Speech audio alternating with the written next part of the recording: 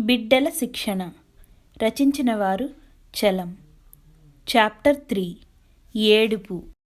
బిడ్డకి మాటలు రాకముందు ఏడిస్తే ఏడుపుకి కారణం తెలుసుకోవాలి. కారణం లేకుండా ఏడుస్తూ ఉంటే అలసి ఊరుకున్నదాకా ఏడవనియ్యాలి. ఎత్తుకోకూడదు, బిడ్డవైపు చూడకూడదు, మాట్లాడకూడదు. బిడ్డకి ఏదన్నా అవసరం ఉంటే ఆ సహాయం చేసి ఊరుకోవాలి. పిల్లల్ని ఎన్నడూ ఎత్తుకోకూడదు, ఒళ్ళల్లో కూర్చోబెట్టుకోకూడదు. బిడ్డనే చూస్తూ దానికేం కావాలో అని ఆదుర్దా పడుతూ దానికి పాటలు పాడుతూ కనిపెట్టుకుని కూర్చోకూడదు. జబ్బుగా ఉన్నా సరే బిడ్డ స్వేచ్ఛగా స్వతంత్రంగా ఒంటరిగా ఆడుకోవాలి, నిద్రపోవాలి. బిడ్డతో పెద్దవాళ్ళు మాట్లాడడానికి ఆడుకోవటానికి ప్రత్యేకం వేళ ఉంచుకోవాలి. పెద్దవారికి తీరుబడి అయ్యే వేళ.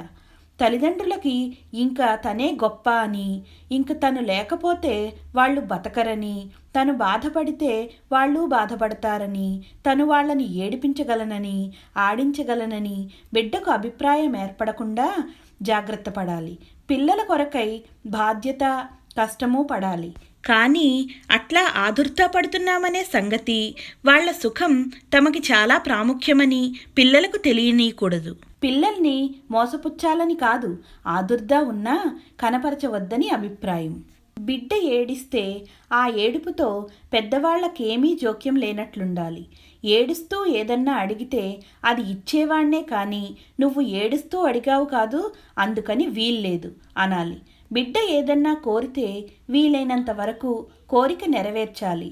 కానీ వీల్లేక నిరాకరించిన తరువాత ఎంత ఏడ్చినా, మొత్తుకున్నా, గొంతుకు చించుకున్నా నిరాకరణాన్ని మానకూడదు.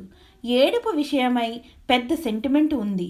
మనుషులకి ఊరికే అడిగితే ముందు ఇవ్వరు, ఏడుస్తూ అడిగితే ఇంకా మారాం పడితే అప్పుడు ఇస్తారు. కొడతారు, తిడతారు, చివరికి ఇస్తారు. దానితో బిడ్డ నేర్చుకుంటుంది ఏడిస్తే తప్ప తనకి కోర్కెలు సాగవని.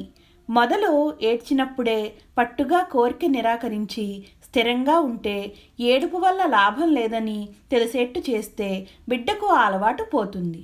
ఏడుపుని భరించలేరు మనుషులు. దేనికై బిడ్డ ఏడుస్తోందో అది తీర్చలేకపోతే ఊరుకోమనడమో, తిట్టడమో, కొట్టడమో ఏదో చెయ్యకుండా ఊరికే ఉండలేరు. పసితనంలో బిడ్డ ఏడుపుకి కారణం ఉంటుంది. ఆ కారణం తెలుసుకునే తెలివి ఉంటే తెలుసుకుని ఆ బాధని నివృత్తి చెయ్యాలి, లేకపోతే ఊరుకోవాలి. అంతేగాని అరవకూడదు, తిట్టకూడదు, ఎత్తుకోకూడదు. ఎత్తుడు మరిగి చాలాసార్లు ఏడుస్తారు. ఏడిపించి ఏడిపించి ఎన్నడూ ఎత్తుకోక ఆ ఏడుపు అలవాటు మాన్పాలి. కడుపు నొప్పితో, అజీర్ణంతో పొట్ట ఉబ్బి ఏడుస్తూ ఉంటే దయగల తల్లులు పాలు పడతారు. ఆ తీపికి పాపం బిడ్డ ఊరుకుంటుంది. అప్పటికి ఆ తల్లులకి తెలివి లేదు, సంఘం తెలివినివ్వదు, తండ్రులకి పట్టదు. ఇట్లాంటి కురుహత్య స్వంత పిల్లలకి జరుగుతూనే ఉంటుంది.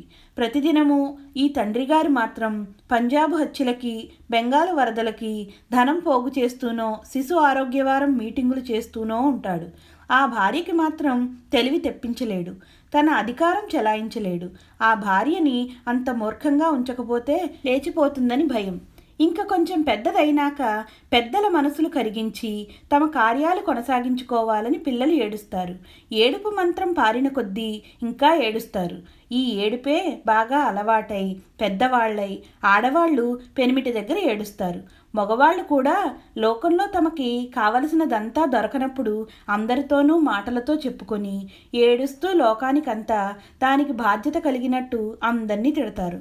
తమతో సానుభూతిని చూపలేనని పోట్లాడేవాళ్ళు, తగాదాల వాళ్ళు, తనుగుళ్లవాళ్ళు వీళ్ళందరూ చిన్నప్పుడు ఏడుపుకి అలవాటు పడ్డ బిడ్డలే. అంతా తమకే కావాలని ఎవరికీ పంచక దాచుకునే భాగ్యవంతులు, తమకు లేదని ఈర్ష్యతో ఏడ్చే బీదవాళ్ళు, లేని జబ్బులతో బాధపడి ఉత్తగోలలు పెట్టేవాళ్ళు అందరూ చిన్నప్పటి ఏడుపుగొట్లే. ఇంట్లో ఏడుపు అనేది వినపడకుండా చెయ్యటం పెద్దవాళ్ల ముఖ్యమైన విధి. ఏడుస్తూ ఉంటే మాట్లాడకుండా వదలడము, బిడ్డ కొంచెం పెద్దది కాగానే ఇంట్లో ఏడవనీక దొడ్లోకి పోయి ఎవరికీ వినపడకుండా ఏడ్చి రమ్మనడము చెయ్యాలి. దెబ్బ తగిలినా సరే అంతే. ఏడవడం అసహ్యమైన పని అనిన్ని, ఇంక తప్పనిసరి అయినప్పుడు ఇతరులకి కనపడకుండా చెయ్యవలసిన పని అనిన్ని నేర్పాలి. ఒక్కొక్కప్పుడు బిడ్డ రోషంతో పెద్ద ఏడుపు ప్రారంభించి హడావిడి చేస్తుంది, చాలా స్వల్ప కారణాలకి. గోల పడకుండా బిడ్డని స్వేచ్ఛగా ఏడ్చి చల్లారనియ్యాలి. ఏమీ మాట్లాడవద్దు. బిడ్డ వంక చూడవద్దు. కానీ మీరు ఆ కోపాలు అంగీకరించినట్టు ఉండవద్దు.